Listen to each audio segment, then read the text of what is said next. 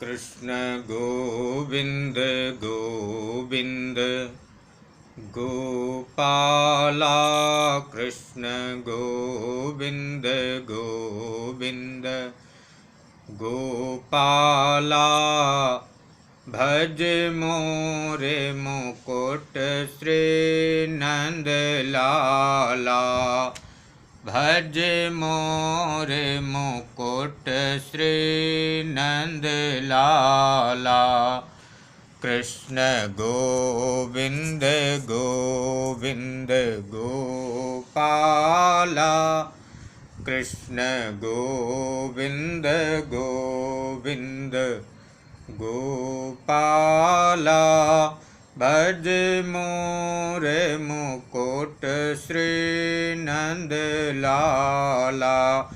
बोलिए आनंद कंद श्री कृष्ण चंद्र भगवान की जय।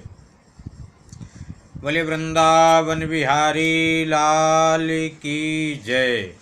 बोलिए जमुना पट रानी की जय। बोलिए राधा रानी की जय। बोलिए अलवेली सरकार की जय। वृंदावन बिहारी लाल की जय। बड़े ही सौभाग्य का दिवस है।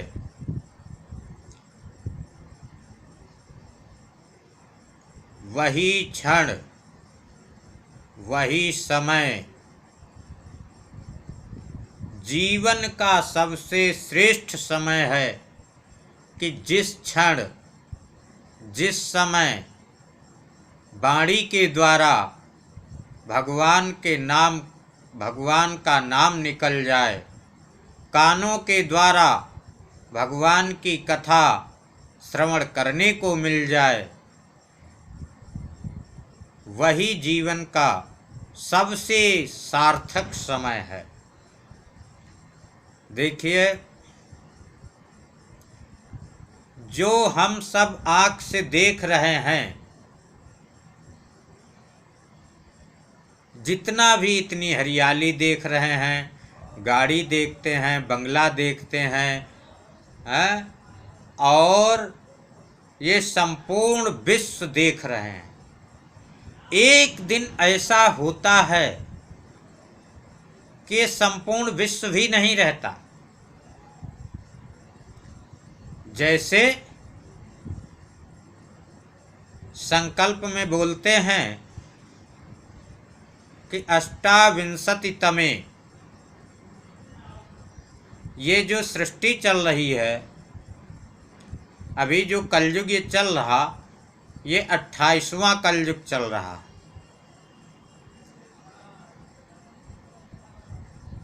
इसके पहले 27 कलयुग बीत चुके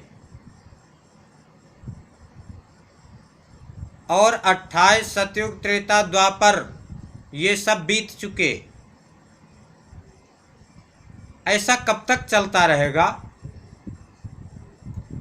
1000 चतुर्युगी तक ठीक इसी प्रकार से चलता रहेगा। अभी 28वां कलयुग चल रहा है और 1000 चतुर्युगी के बाद संपूर्ण पृथ्वी जल से मग्न हो जाएगी। सब पूरा जल ही जल हो जाएगा। फिर ऐसा ही समय कुछ भी नहीं शेष बचता है। वर्णन यहाँ तक मिलता है कि ये जल भी नहीं बचता है। जल भी उत्पन्न करते हैं भगवान मनुष्य रूप धारण करके और उत्पन्न होता है भगवान से जल। तो नर से जल उत्पन्न होने के कारण इसको जल का नाम एक नार भी है। और उस नार में भगवान शयन करने के कारण, उस नार में घर होने के कारण उन्हीं भगवान को नारायण बोलते हैं। तो 1000 चतुर्युगी तक पूरा सब शून्य रहता है। और फिर भगवान जब जल में, भगवान के द्वारा जल प्रकट होता है, फिर जल में बहुत दिनों तक शयन करते रहते हैं। जब बहुत दिनों के शयन करने के बाद उनकी इच्छा होती है, यद्यपि वे तो निरीह हैं,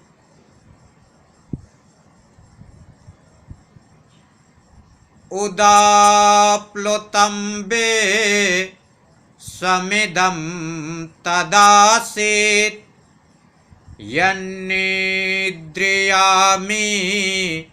लितद्रं निमीलयत् अहीन्द्रतल्पे धिषयान एकः कृतक्षणः स्वात्मरतौ निरीहः। वे परब्रह्म परमात्मा तो निरीह हैं, उनकी कोई भी इच्छा नहीं है, वे चेष्टा से रहित हैं, इच्छा से रहित हैं। लेकिन जब ये पृथ्वी संपूर्ण जल में मग्न हो जाती है और से हजार फणों वाले शेष नाग की सैया बना के भगवान उस पे हजारों वर्ष तक लेटे रहते हैं, शयन करते। जब फिर सृष्टि करने की इच्छा होती है, उनके नाभि से एक कमल निकलता है और उस कमल से ब्रह्मा जी उत्पन्न होते हैं। फिर ब्रह्मा जी के द्वारा सनक, सनंदन, सनातन, सनत कुमार, ये चारों ब्रह्मर्षि उत्पन्न होते हैं। ब्रह्मा जी इन चारों पुत्रों से कहते हैं कि बेटा सृष्टि करो। सनकंच सनंदंच सनातन मथात्मभो सनत कुमारंच मुनीन निष्क्रियान ऊर्ध्वरेतसः। जब ब्रह्मा जी इन चारों पुत्रों से कहते बेटा सृष्टि करो, तब ये चारों पुत्र कहते नहीं नहीं नहीं नहीं, मैं सृष्टि नहीं करूंगा, क्योंकि यदि मैं उस गृहस्थ में पड़ गया तो उसी में पड़ा रहूंगा, इसलिए मैं सृष्टि नहीं करूंगा। और क्या हुआ कि वे अखंड ब्रह्मचर्य व्रत को धारण कर लिए।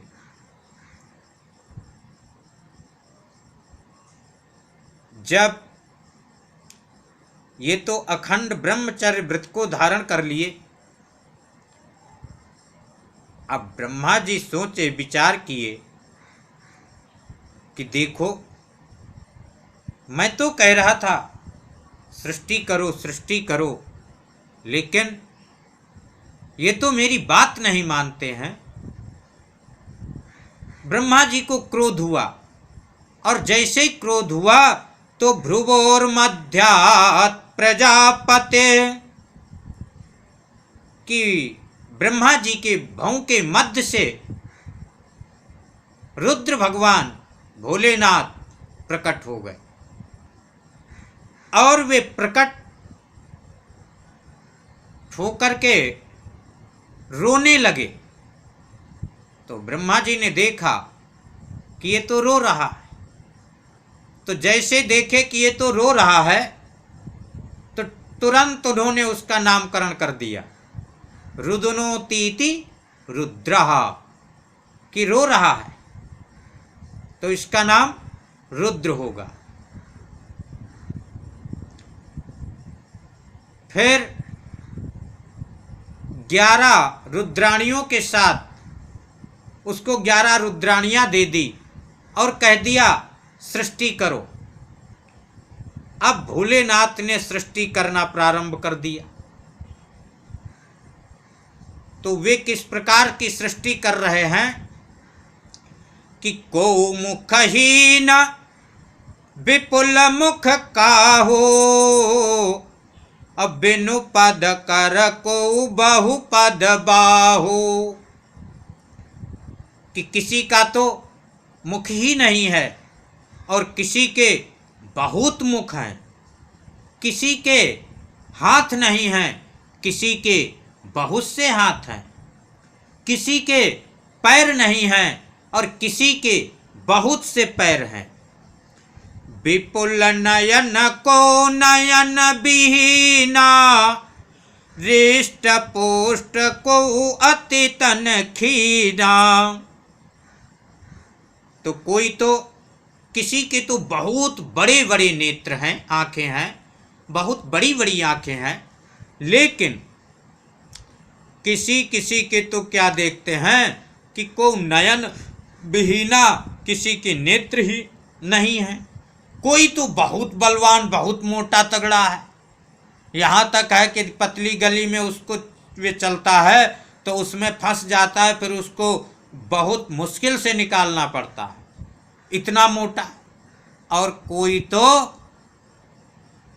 अति तन खीना, कोई शरीर से बहुत ही दुर्बल है, यहाँ तक है कि हड्डी ही हड्डी है, उसमें मांस है ही नहीं।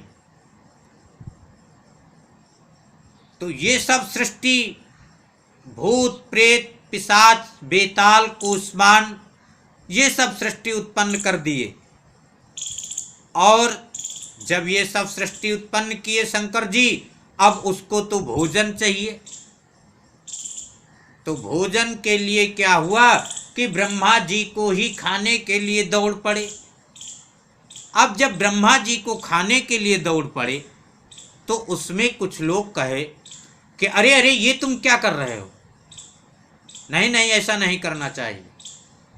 तो जिन्होंने मना किया वे हो गए यक्ष, और जिन्होंने कहा कि नहीं नहीं खा जाओ तो वे हो गए राक्षस।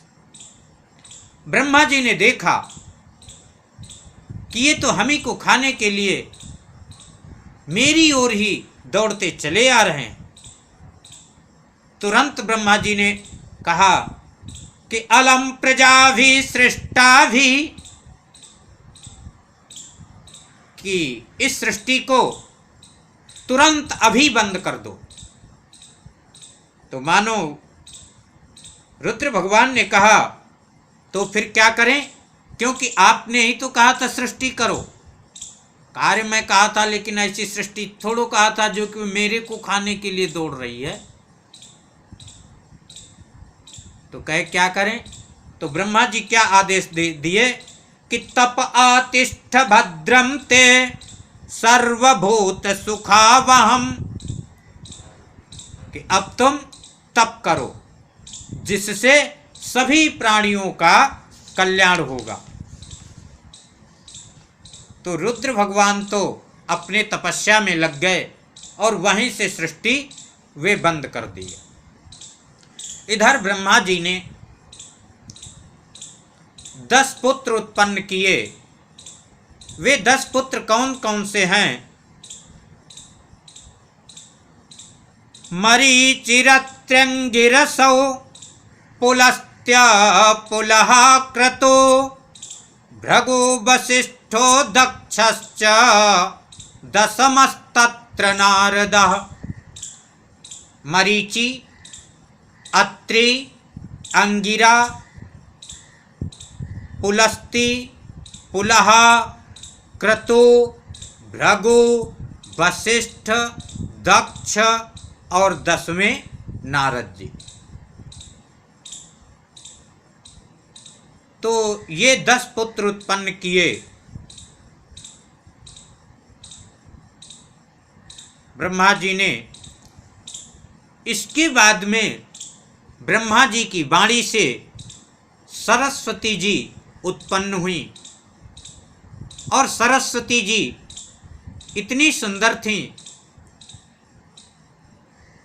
कि रजोगुणी ब्रह्मा होने के कारण उनका जो मन है वे सरस्वती जी के ऊपर मोहित हो गया। जब सरस्वती जी के ऊपर उन ब्रह्मा जी का मन मोहित हुआ तो सनक, सनंदन, सनातन, सनत कुमार, ये चारों ऋषि और मरीचि, अत्रि, अंगिरा, पुलस्त्य, पुलहा, क्रतु, भृगु, वशिष्ठ, दक्ष, नारद, ये सब के सब ब्रह्मा जी को कहने लगे, अरे पिताजी, आपके द्वारा ये क्या हो रहा, आपको ऐसा तो नहीं करना चाहिए। ब्रह्मा जी लज्जा के कारण उस शरीर को छोड़ देते हैं। उसी शरीर से आधे से मनु और आधे से शत्रुपा। तो जब मनु और शत्रुपा ये उत्पन्न हो जाते हैं, यानी आधे शरीर के मनु जी और आधे के शत्रुपा, और ब्रह्मा जी अपना दूसरा शरीर धारण कर लेते हैं।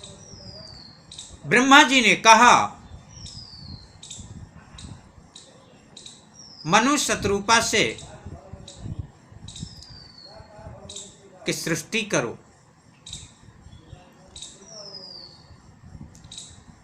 जब मनु शत्रुपा से कहा सृष्टि करो, तो मनु जी ने कहा कि अपने रहने का तो ठिकाना नहीं है, और जो सृष्टि करेंगे तो वे कहाँ रहेगी, क्योंकि संपूर्ण पृथ्वी तो जलमग्न है।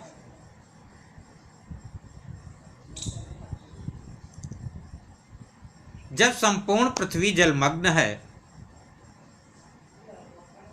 तो जो पुत्र उत्पन्न होंगे वे कहाँ रहेंगे।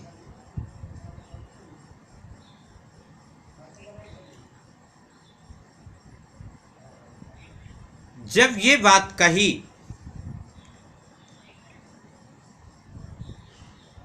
तुरंत ही ब्रह्मा जी विचार करने लगे, ध्यान करने लगे, और ध्यान कर ही रहे थे कि ध्यान करते करते उनकी नासिका से एक अंगुष्ठ मात्र ममलम, अंगूठे मात्र का जो सूकर होता है, सूकर का बच्चा निकला और वे दिखाई दिया। जैसे सूकर का बच्चा दिखाई दिया तो ब्रह्मा जी विचार करने लगे कि अरे ये तो मेरी नाक से निकला है, कहीं ऐसा तो नहीं कि और कहीं अंदर ना हो। मानो ब्रह्मा जी ने और 2-4 बार छींका, लेकिन फिर वे और कुछ नहीं निकला। थोड़ा सा संतोष हुआ, लेकिन उसके बाद ही वे क्या देखते हैं, अभी तो वे अंगुष्ठ मात्र का था और देखते देखते वे एकदम शिला के बराबर हो जाता है। और शिला के बाद क्या देखते हैं कि देखते देखते वे पहाड़ जैसा बड़ा हो जाता है। ब्रह्मा जी विचार कर रहे हैं कि कहीं ये मेरे अंदर ऐसा इतना बड़ा हो गया होता तब तो मेरा सिर ही फट जाता। चलो अच्छा हुआ ये बाहर निकल गया। और 12 भगवान की उत्पत्ति हो गई। देवता ऊपर से पुष्प बरसाने लगे, फूल बरसाने लगे, नगाड़े बजाने लगे, शंख बजाने लगे, दुंदुभी बजाने लगे। बोले 12 भगवान की जय। तो जब 12 भगवान का अवतार हुआ और 12 भगवान देखते देखते वहीं से एकदम समुद्र में छलांग लगा दिए। जब समुद्र में छलांग लगाए तब वहां पर क्या देखते हैं कि समुद्र में इतनी बड़ी बड़ी भयंकर भयंकर लहरें उठने लगी कि अरे अब वे सब सोच रहे हैं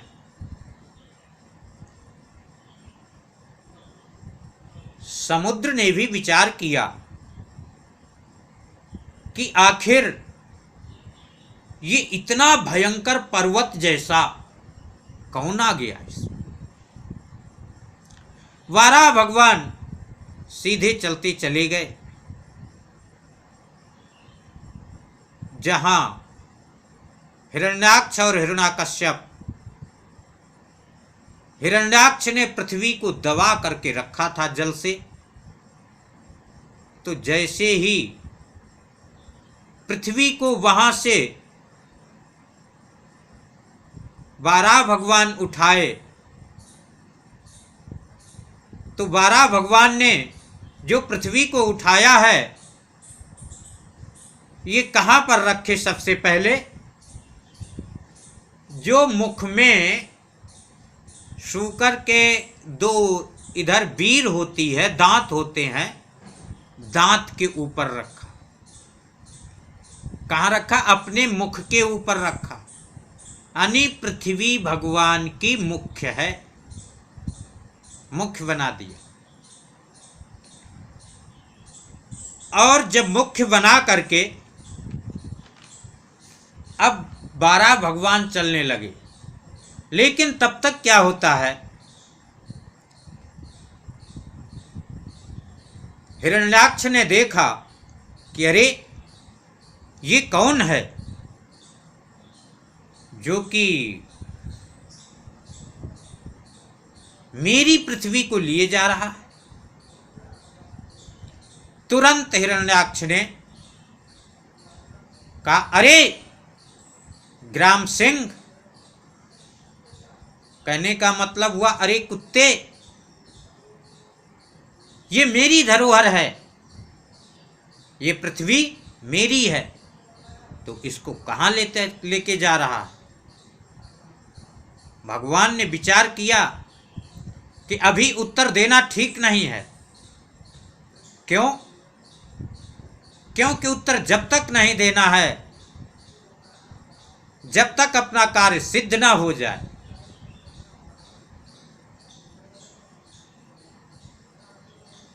क्योंकि ऐसा कहा गया है कि जो कार्य अपना सिद्ध कर लेता है वही बुद्धिमान है। कार्यम ध्वंसेतु मूर्खता, यदि कार्य सिद्ध नहीं हुआ तो वे तो मूर्खता का लक्षण है। तो भगवान सीधे चलते चले जा रहे हैं और हिरण्याक्ष उल्टा सीधा बकता हुआ चला जा रहा। भगवान ने वाराह भगवान जल के ऊपर पृथ्वी को रख दिए, स्थापित कर दिए, और उसके बाद वाराह भगवान वहीं पर खड़े हो गए और इधर से हिरण्याक्ष दौड़ता दौड़ता दौड़ता दौड़ता दौड़ता भगवान के पीछे पीछे जा ही रहा था।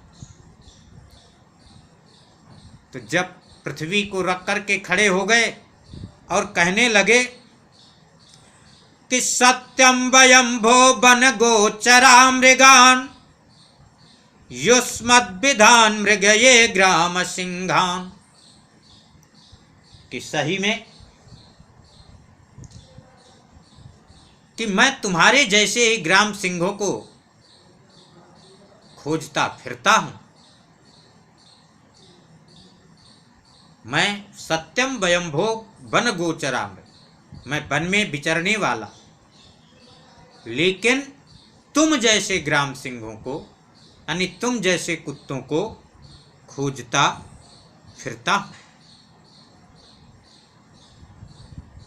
अब तो वाराह भगवान में और हिरण्याक्ष में दोनों में गदा युद्ध होने लगा।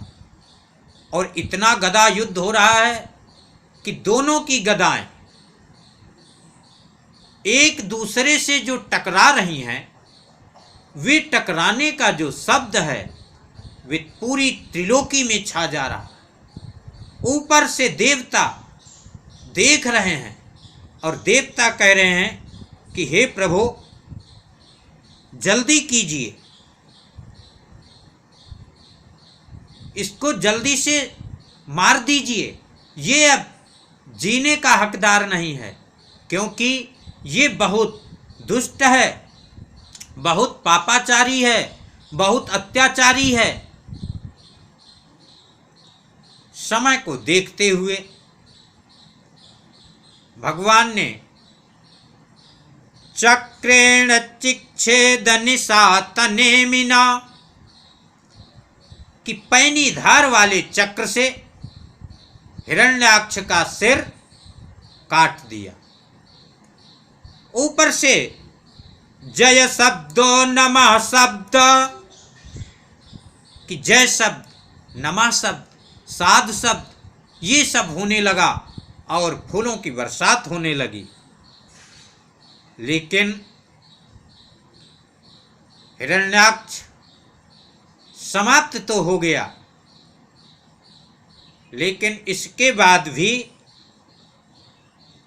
मुकुत न भये हते भगवाना, मुकुत न भये हते भगवाना, तीन जन्म द्विज बचन प्रवाना कि भगवान के 12 भगवान के मारने पर भी हिरण्याक्ष मुक्त नहीं हुआ।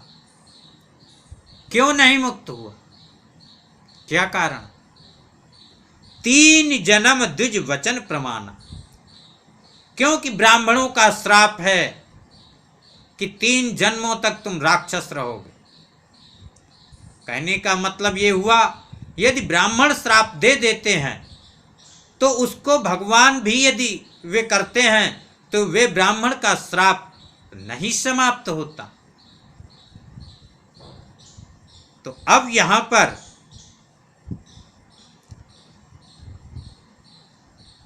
परीक्षित जी पूछ रहे हैं कि हे गुरुदेव, आप कृपा करके ये बतलाइए। और इधर विदुर जी मैत्रेय जी से पूछ रहे हैं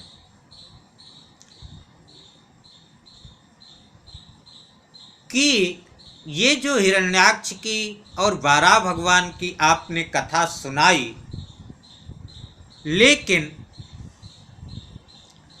ये हिरण्याक्ष कहाँ से आ गया? आप तो कह रहे थे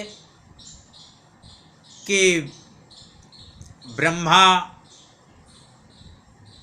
नारायण से ब्रह्मा हुए और नारायण से कमल हुआ, कमल से ब्रह्मा हुए, ब्रह्मा से सनक सनंदन सनातन हुए, और उसके बाद ये मरीचि, अत्रि, अंगिरसा, पुलस्त, पुलहा, क्रतु, भृगु, वशिष्ठ, दक्ष और नारद जी ये हुए। लेकिन ये हिरण्याक्ष कहाँ से आ गया? तो देखिए, ऐसी बात है कि प्रलय 4 प्रकार के होते हैं और उसमें एक प्रलय में ऐसा है कि ये पृथ्वी जलमग्न हो जाती है, संपूर्ण पृथ्वी जलमग्न हो जाती है।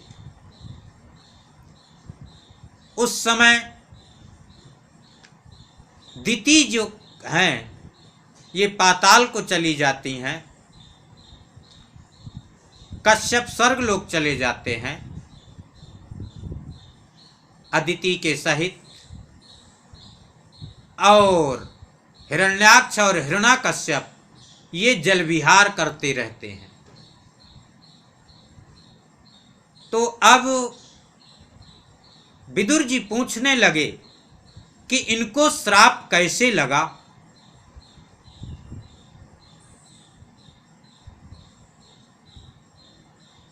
ब्राह्मणों ने, ब्राह्मण तो हर समय उदार होते हैं, क्षमावान होते हैं, फिर ब्राह्मणों ने इनको श्राप क्यों दे दिया? आप कृपा करके हमको इनके श्राप की कहानी सुनाइए। तो मैत्रेय जी कहते हैं, अच्छा विदुर जी, तो सुनिए। और इधर सुखदेव जी परीक्षित जी को कहते हैं, सुनो और मैं सुनाता हूँ। अब इनको कैसे श्राप लगा है, ये श्राप की कहानी अगले वीडियो में चर्चा करेंगे। आइए 2 बार भगवान का नाम लेते हैं।